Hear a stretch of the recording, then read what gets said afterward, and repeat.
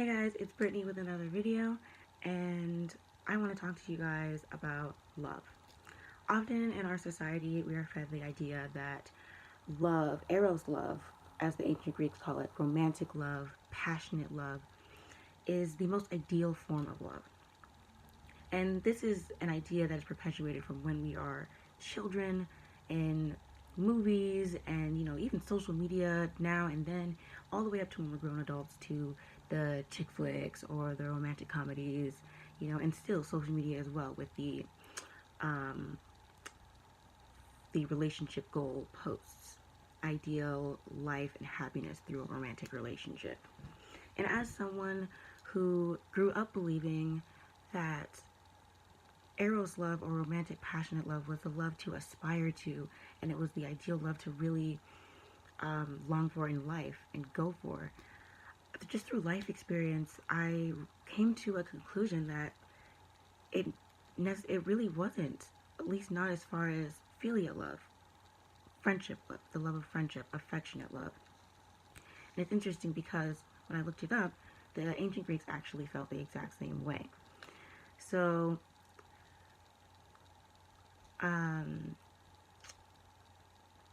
where do we get our knowledge of the different kinds of love?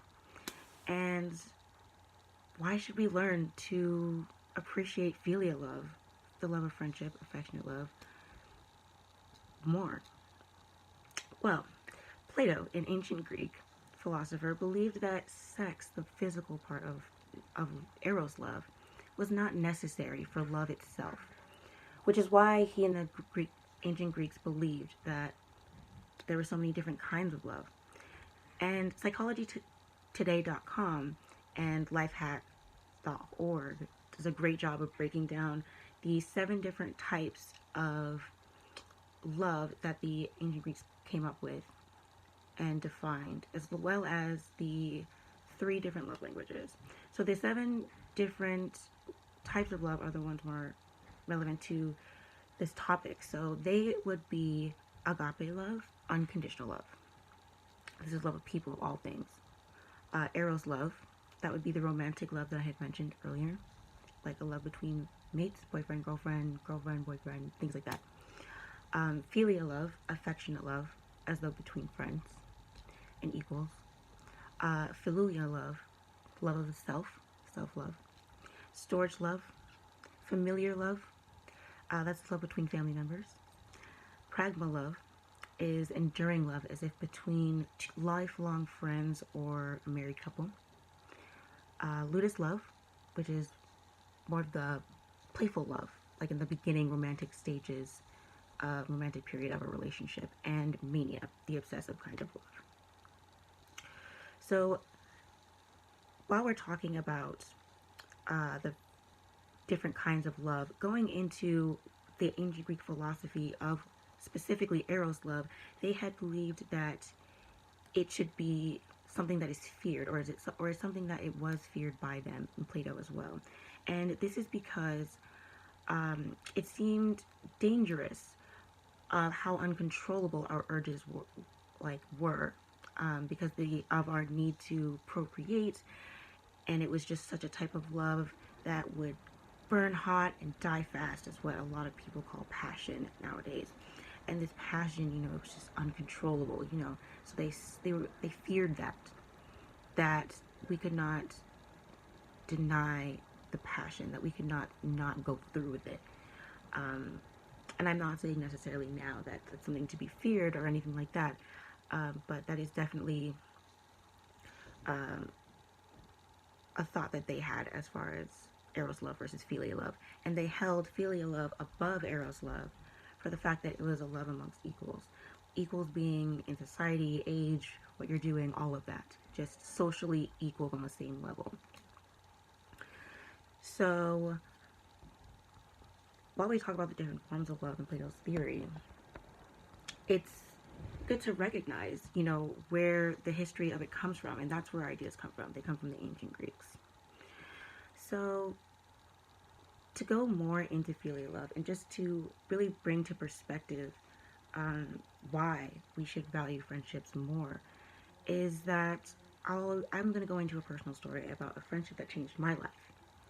So, a personal anecdote about me. I was not very close with my family growing up.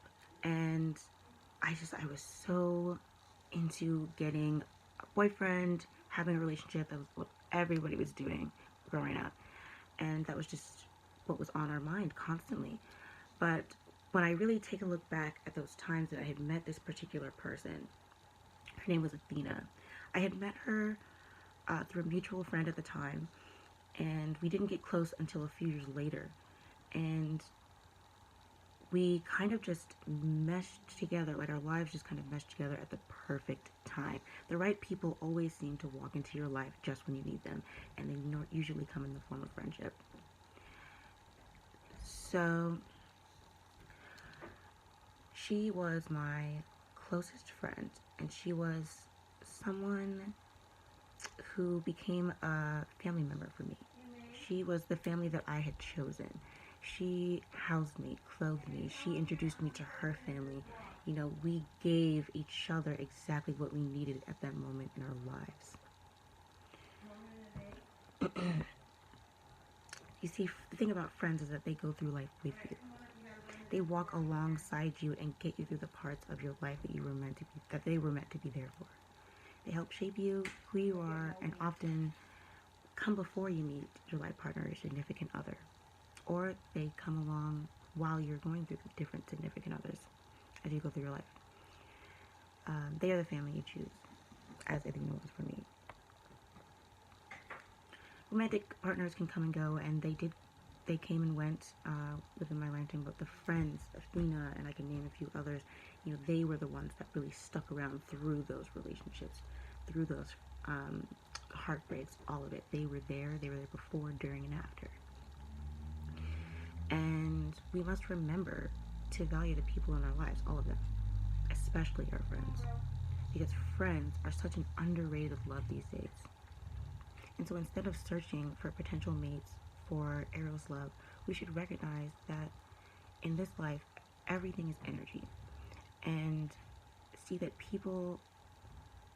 people we attract in our lives are usually friends. And those are the people that stick with us. Not to say that everyone who comes with us goes with us. Meaning that anyone we become friends with will stay with us as friends throughout the rest of our lives. People will be in your life for a season. Some people will be in your life forever. And it all just depends. You know, it's life, and that's the beauty of it. But there's no reason that we shouldn't appreciate them more just because they aren't going to be there forever. We should appreciate the seasons as they come, and appreciate them while they're there.